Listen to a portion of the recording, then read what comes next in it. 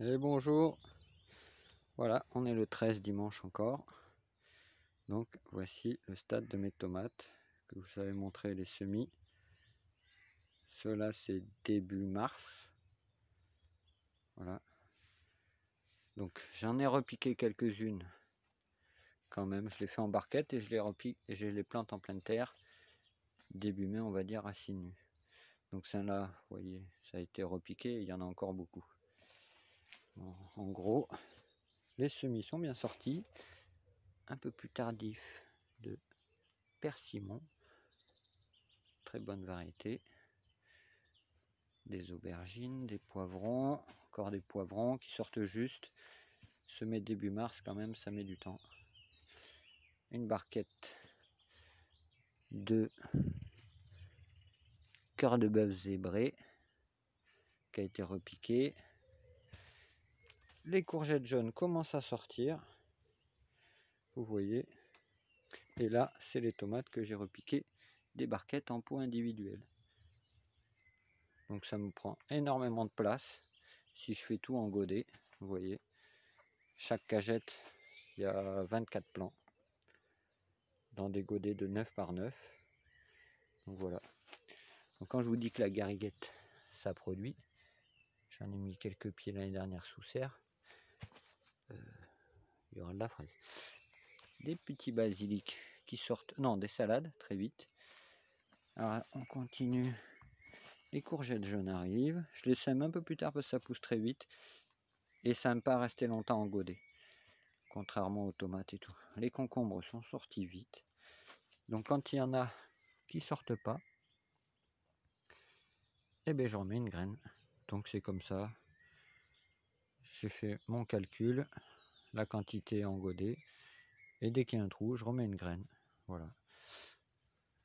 Donc du concombre. Les melons aussi. Les melons Cocopelli et SM Bio. La pastèque, Sugar Baby. Des courgettes vertes. Encore des melons. Le basilic est sorti en 3-4 jours. Il est déjà sorti tellement qu'il a fait chaud ces derniers temps. Donc là, c'est le semis en pleine terre sur 6 mètres de long, comme je vous avais dit. Enfin, dans mon bac. J'ai juste posé les graines recouvertes de terreau avec du compost dessous. Donc ça, c'était les tomates mélange. Les poivrons, ils ont galéré.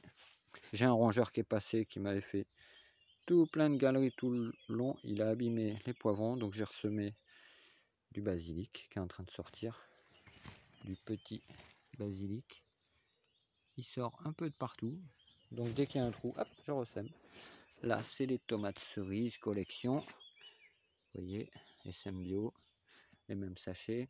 Les aubergines, pareil, le rongeur était passé au moment où ça germait. Il m'en a pas mal abîmé.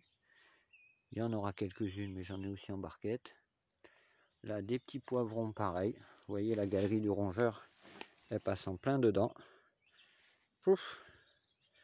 Voilà, là, c'est la fameuse galerie. Donc, vous voyez, puis sur la terre, il passe juste dessous à 10 cm dans le compost. Sauf qu'en faisant sa galerie, il me soulève tout. Et des fois, il coupe les racines. Donc voilà, c'est un peu galère. Il y a un rongeur qui est passé, même si j'ai les chats. Hein? Qu'est-ce que tu fais là, le rongeur? Il est là, le rongeur? Là encore, passage du rongeur, on voit bien. Pouf, la galerie, elle est assez profonde. Elle n'est pas dans le terreau de surface, mais elle est dessous. Donc c'est un peu galère. Mais bon, c'est un peu du surplus, ça. Donc, petit rang de fraisier. La serre est pleine, hein, vous voyez. La serre est pleine. Donc j'ai dû faire une autre serre dehors pour faire tous les plants de courgettes, de potimarron, butternut, melon, pastèque et tout. Car ici, ben, j'ai pas assez de place, sinon ce sera trop serré. Quand ça va pousser, ça va franchement être dense. Donc voilà, il y a beaucoup de boulot. Alors mes petits pieds de verveine citronnée, ils sont bien là. Mon pied mère, il est là que je garde toujours, car dehors il gèle à chaque fois, les pieds mères. Il fait trop froid. Donc celui-là, je m'en sers pour faire plein de petites boutures. Et je vois, j'avais mis des pépins de citron et les citronniers, ils ont poussé. Alors je mets de tout là-dedans, hein.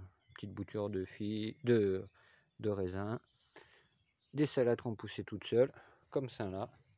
Ça là, elle s'est ressemée de l'année dernière, toute seule. Il y en a une là, et il y en a une là. Donc j'ai écarté les bâches parce que c'est de la cressonnette marocaine. Donc des graines qui ont dû tomber. Parce que l'année dernière j'avais des petites tomates et quelques petites salades dans le bac. Donc voilà. Donc voilà. Tout plein de tomates. Je crois que j'en ai encore fait pas mal cette année. D'habitude, j'en donnais une bonne partie à des amis. Vu que j'avais de l'avance dans des plants. Vous voyez, en barquette, hein, j'ai pas besoin de les mettre en godet. Ça, c'est la cœur de bœuf. On le voit à ses feuilles fines. Cœur de bœuf rouge. Donc toutes ces variétés-là, c'est celles que j'ai acclimatées depuis 15 ans. Et que je fais pratiquement toujours en barquette. À poisson. Voilà. Donc là, nous avons la beefsteak. Ça a été repiqué, il en reste moins. Là, celle-là, elle n'a pas été repiquée, beefsteak. Donc, bon, c'est un peu serré. J'espère que il n'y aura pas de vague de froid, que je puisse les planter tôt, parce que là, cœur de bœuf, je vous dis, il y a un paquet de pieds là-dedans. Donc voilà. La serre est remplie. Donc je vous montre la deuxième dehors que j'ai dû faire pour faire toutes les courges.